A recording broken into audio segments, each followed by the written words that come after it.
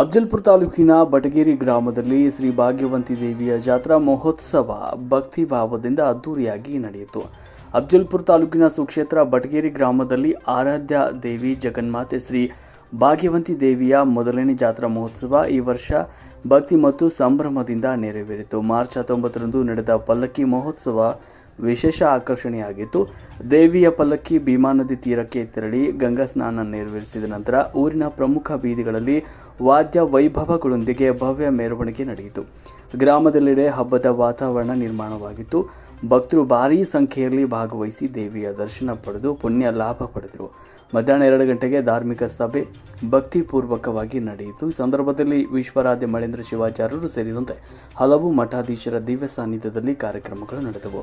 ಮುತ್ತೈದೆಯರಿಗೆ ಉಡಿ ತುಂಬುವ ಕಾರ್ಯಕ್ರಮ ಕೂಡ ಸಂಪ್ರದಾಯಬದ್ಧವಾಗಿ ನೆರವೇರಿದ್ದು ಮಹಿಳೆಯರು ಹೆಚ್ಚಿನ ಸಂಖ್ಯೆಯಲ್ಲಿ ಪಾಲ್ಗೊಂಡಿದ್ದರು.